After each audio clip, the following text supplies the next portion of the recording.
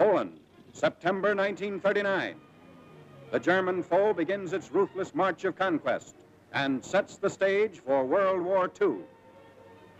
Poland's 34 million inhabitants, crushed, scattered, and enslaved. Tens of thousands of square miles of territory shrink before the movement of lightning-armored columns.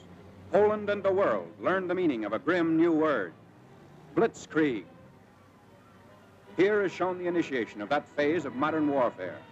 These pictures of the preparation for attack and later the actual combat were all made by German frontline cameramen. Therefore, they stress Nazi superiority. Success is unimpeded as Hitler's divisions move against outnumbered Polish defenders.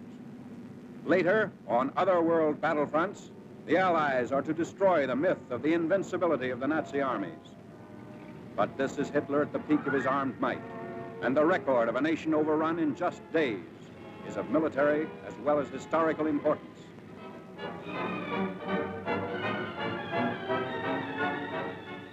The spark is set off in the free city of Danzig.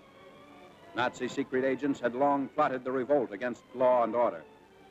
Germany called it liberation. The world knew that Danzig represented the ignition of the European powder keg, the excuse for Hitler's hordes to begin their destructive campaign of conquest. Here is the historic last stand of Danzig's loyal defenders. They're entrenched in the city's post office and under repeated fire of Nazi-trained militiamen.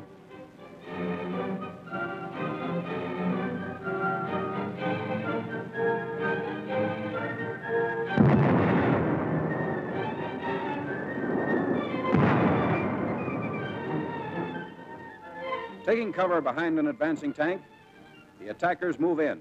Gasoline is sprayed on the building, and its doom is sealed.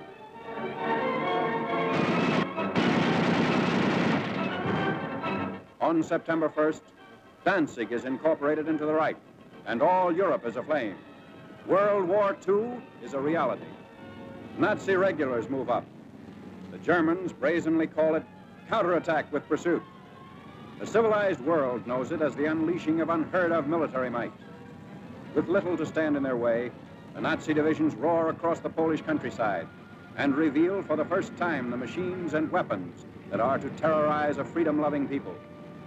Military observers see the Nazi lightning warfare as setting the style for modern battle.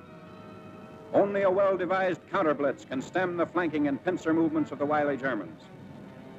The motorcycles bring up machine gunners for the opening of the attack.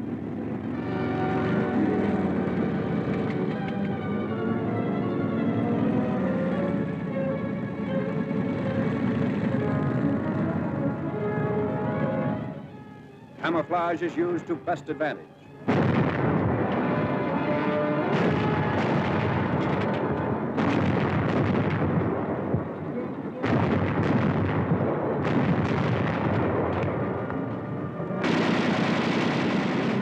Tanks speed the advance as a Polish town is about to fall.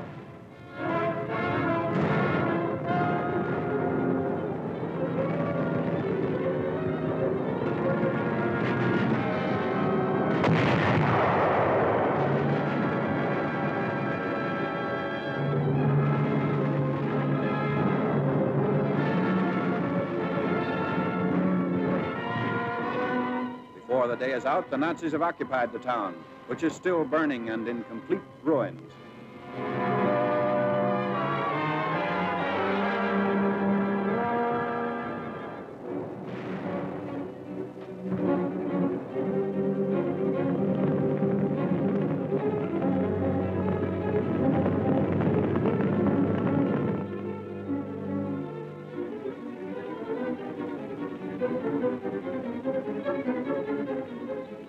Wrecked equipment testifies to the Polish rout. There's no halt in the wrecked town. The military timetable calls for the rushing up of troops for more blitz attacks. The German strategy is to isolate Polish forces as quickly as possible. So the Nazi columns move according to prearranged schedule. 30 to 37 miles per day is the German claim.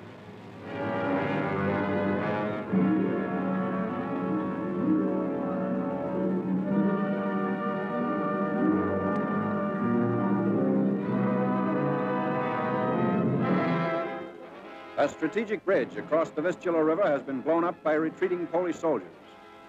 But in their haste, they were unable to ensure its complete destruction.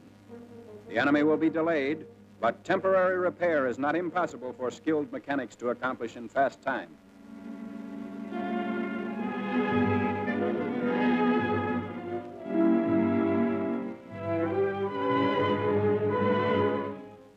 A German sapper detachment sent ahead of the fighting unit goes to work. These men are trained to construct emergency roads as well as bridges.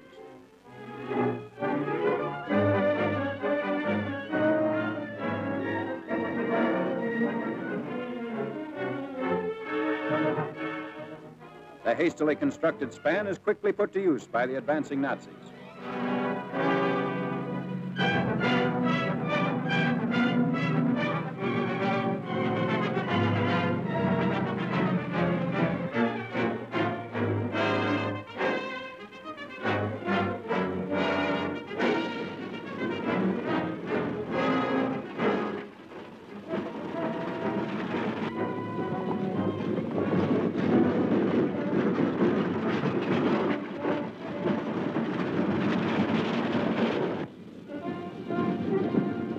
Many units don't even wait for the repairs.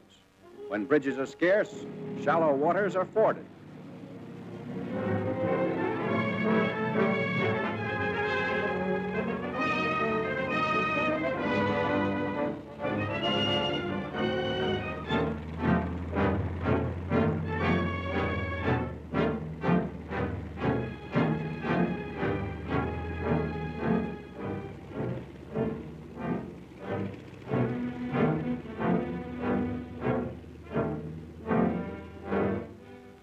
The blitz-minded German generals even defy fatigue. Long lines of tired troops are kept moving against the Poles. The operation is based on the principle that contact, once made, should never be lost. Naps are snatched on the move.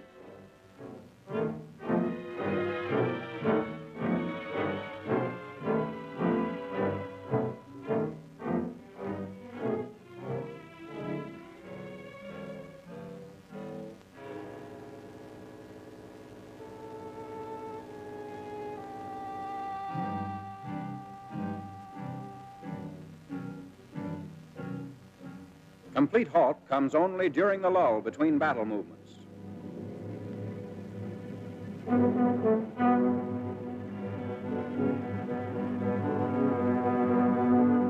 At all times, weapons are kept clean and ready for instant use. This enemy of ours has mastered every technique necessary to the maintenance of efficient fighting contingents.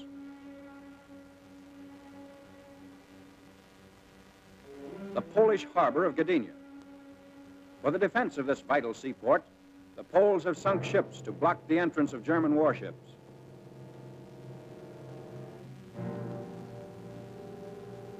The Nazis direct their fire across the harbor. Military and naval forces are cooperating to bring about complete destruction of Polish defense installations.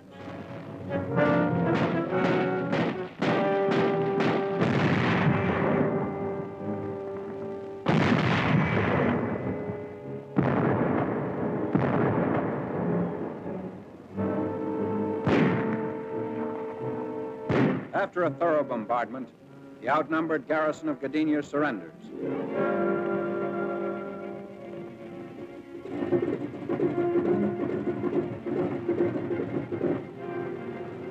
The Nazi air arm plays a major role in the wanton destruction of Polish territory.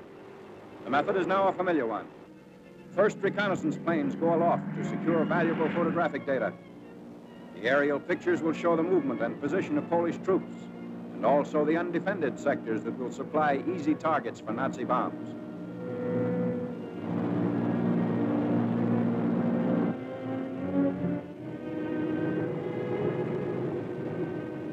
Immediately on landing, the valuable pictures are rushed to the field developing unit.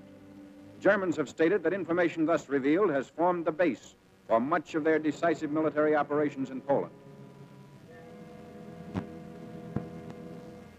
This photograph reveals a truck convoy, closely bunched at a crossroad.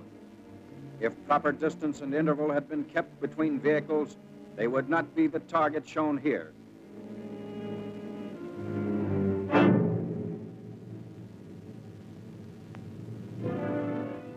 ground and Air Force raids are worked out with greater unity through the use of the aerial photographs.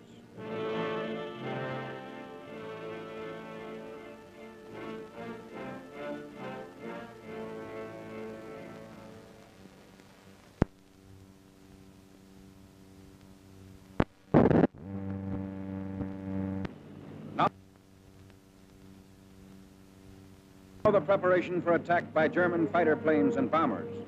Cases of bombs are continually unpacked, ready to supply the big ships as they land and take off again.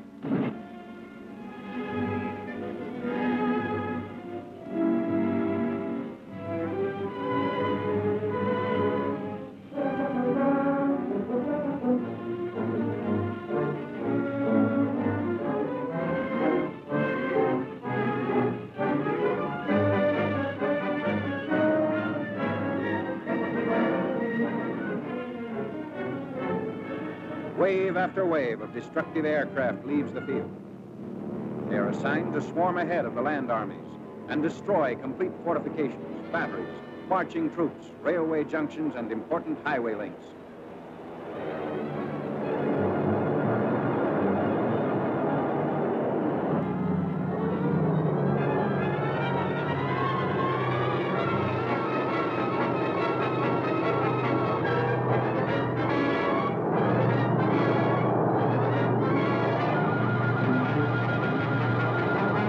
From the air, Germans are cutting off all avenues of escape for the Poles, who are now trapped in several pockets.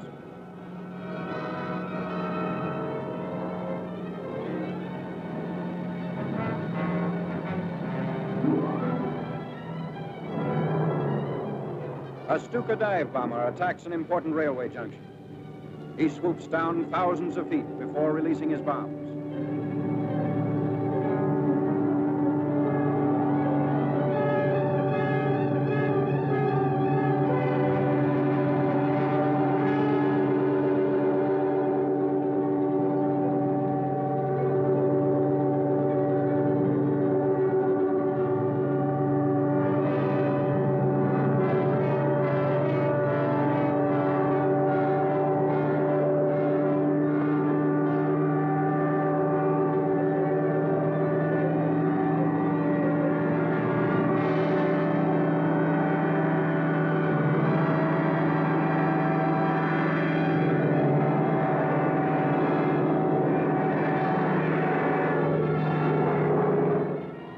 His hair-raising speed is stopped as he straightens out, barely 600 feet above the target.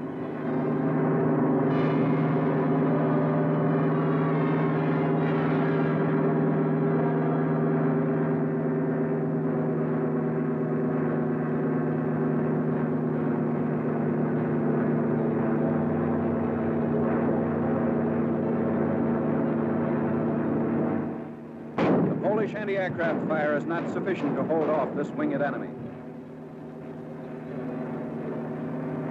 An awful panorama of ruin spreads out below. Bridges and communications have been destroyed. The railroad at this point has been rendered useless.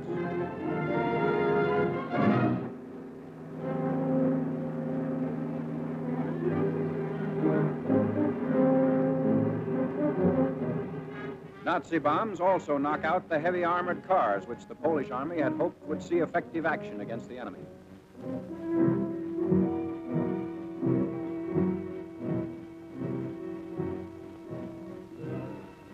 The siege of Warsaw. The big attack begins 31 miles outside the capital. Shells are dropped into Warsaw without let-up as day by day the Nazis forge a tighter ring of steel around the almost helpless city.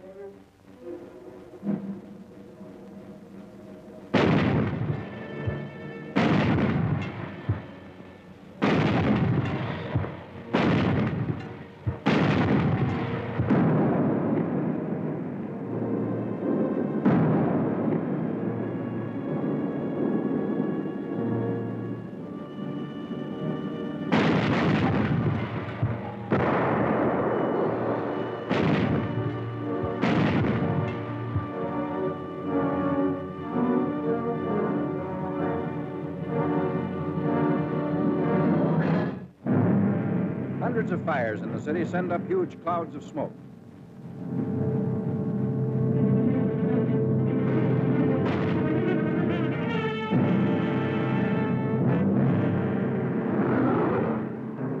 Warsaw is lost. The vicious Nazi attack has left the city in ruins. The Blitzkrieg has won the first round. In less than 30 days, Poland has fallen. Warsaw's final surrender comes on September 27th.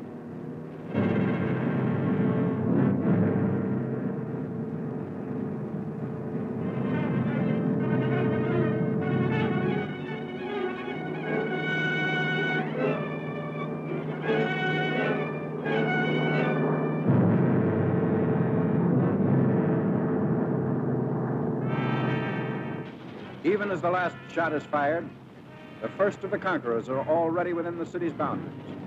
Here again, the wreckage testifies to the fury of the Nazi assault.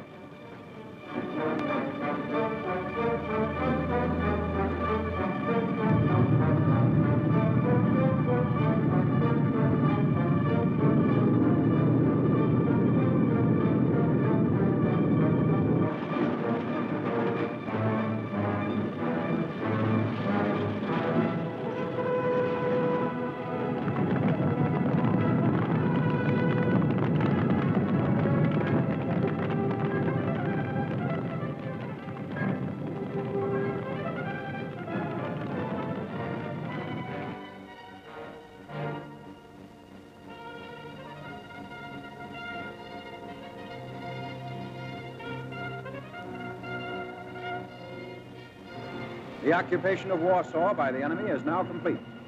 The Poles have fought bravely against this foe, but were overwhelmed by the sheer superiority of numbers and fighting equipment. Polish defenders come up to surrender their arms. Germans claim sizable quantities of guns and ammunition taken throughout the country. There was no time for the Poles to destroy their weapons. So quickly did the Nazis move in and dominate each position.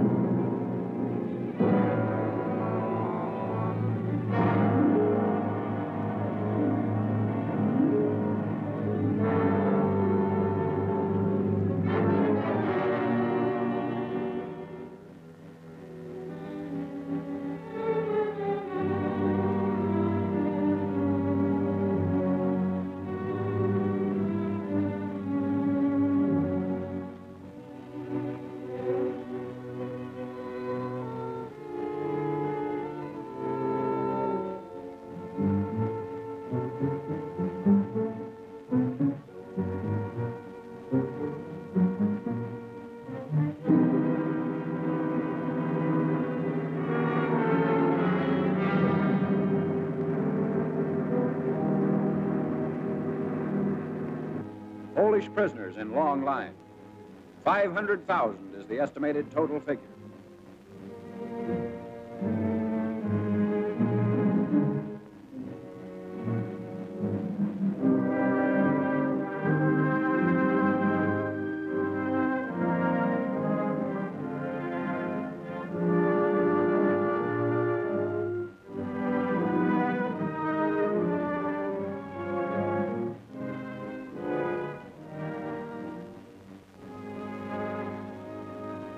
This was the challenge of conquest Hitler hurled at the universe.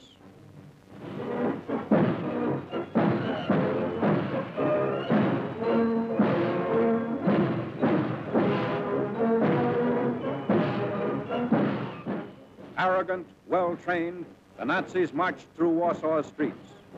The world was permitted to view this display of military pomp and expected to bow before Germany's might. But the events of years following Poland's setback were to tell another story. The Allies are fighting to prove that these goose-stepping legions are not supermen, that the events of September 1939 shall never happen again.